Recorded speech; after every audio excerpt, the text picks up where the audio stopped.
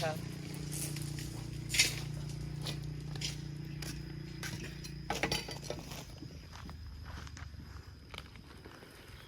สวัสดีจ้า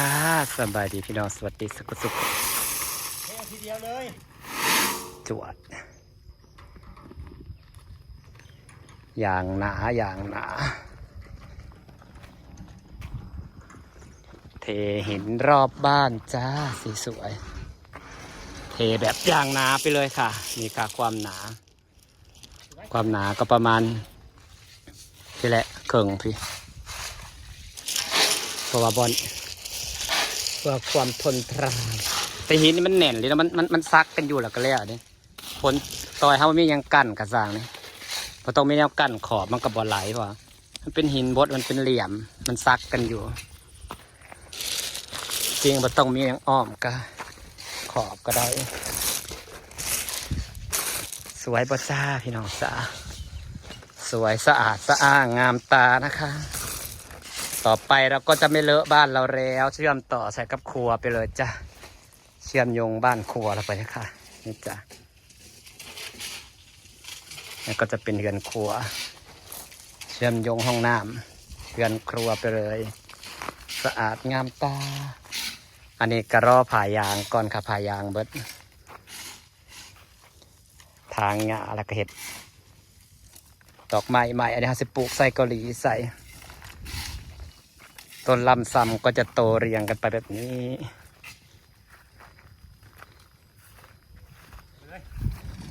ฮึดเครื่องยังวะเครื่องเนาะซำเนี่ยกำลังเครื่องโอ้หลายพอสมควรเด้อเอาเทปกระหนาหนึ่งอันนี้ก็จะทำเป็นถนนเลยนะคะหินมันตั้งแจบผักเลยเนาะฝนตกไปแล้วคือสิบเอาฝนไปได้ดอกไม่มีคำว่าเจือที่เทใส่ทางว่ามันจะเป็นหนทางช่วยในการแข็งแรงอีกด้วย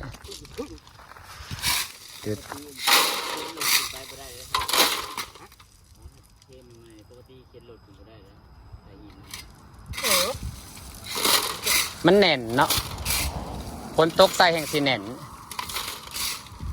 ฝนตกใส่แห่งสีแจบลงฮะแต่ก็เลี้ยงไก่ไข่บ่อเลี้ยงจะหาตัวอะไรกันเดือดทำกินเลี้ยงกินเองติเป็นเจ้าหาโตติไม่เอาใจเงี้ยนี่ค่ะจะพาชมมันแน่นดีอะพี่น้องเทหินนี่แน่นดีแล้วก็ดูสะอาดตาฝนตกมากคือสิบแฉะฉะเพราะว่าเขารองผ่ายางอย่างดีเด้อันนี้ผ่ายางเบิดแล้วรอผ่ายางสั่งไปแล้วจ้ะม้วนละ900 บาท40 เมตรผ่ายางความกว้าง3 เมตร 60อันนี้สะอาดตาเบิดราคาอันนี้คือต้นดอกแก้ว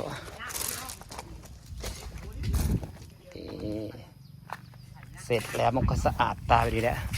เมื่ออื่นนางสีโลกต้นนี้ออกให้เบิดเพราะว่านางเห็ดเป็นแถวแบบนี้เด้แถวนี่แหละก็จะเอาหินมาโรยขอบมันไปน้ำกันหญ้าขึ้นมันก็สิเป็นแถวเป็นระเบียบไปเลยพอต้นลำซ้ำขึ้นเป็นพุ่มเรียงกันก็สวยงามมาต้นลำซ้ำกำลังงามชอบในการแต่งสวนจ้ะพี่น้องจ้าก็เลยเลือกเอาหินนี่เพราะว่าการเขาเทคอนกรีตเบิดนี่ก็สิเบิดหลายหมื่นนะเลือกเอาหินนี่เพราะว่ามันจะได้แบบเทรอบบ้านเบิดเลยสะอาดหูสะอาดตาไปเลยนี่เลือกก็เลยเลือกเป็นหินเพราะว่าอีกอย่างก็สิเข้ากับต้นไม้จ้ะอันนี้เห็นปะ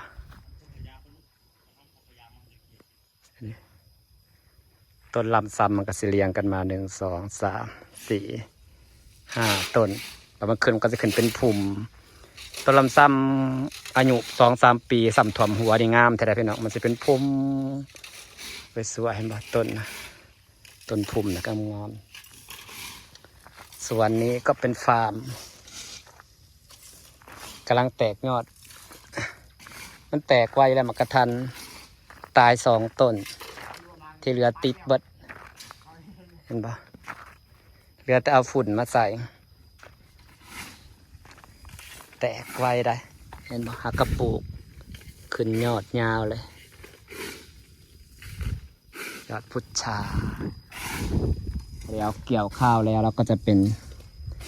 ข้างพุทราอันนี้ก็จะเป็นข้างพุทราเนาะข้างมักกะทันความคิดนางก็จะได้ส้มมักกะทันย่อยจอนตัวตรงโตนอยู่เนาะไซเกาหลีก็จะกลายเป็นกำแพงต้นไม้พวกนี้ก็จะเป็นผุ่มงามโอ้ยประหยัดจินตนาการความสุขของคนชอบต้นไม้ปีหน้าไซเกาหลีก็จะเป็นกำแพงแบบนั้น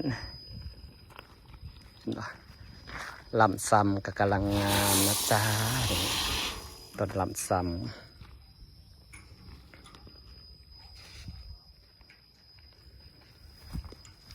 สาดหูสาดตาบ่พี่น้อง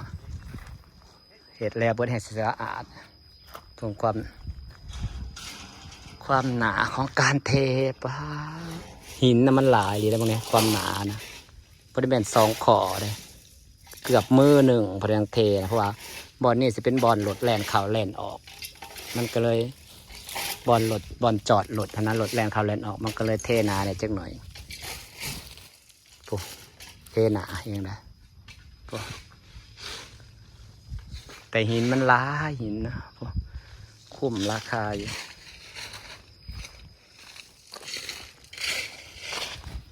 เสียลงความหนาพอบอลนี่เป็นทางหลดแหลนเขาจะเลยเทนาเนี่ยจักน้อย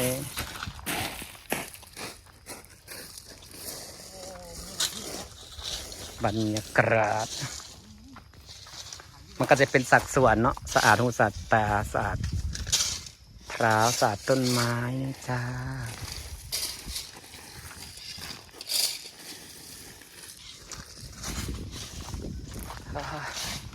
เห็ดเปิดมือพอเสร็จแล้วพี่น้องเอ้ยสู้เพื่อความชอบและความสุขของเรานี่ทางนี้ก็สวย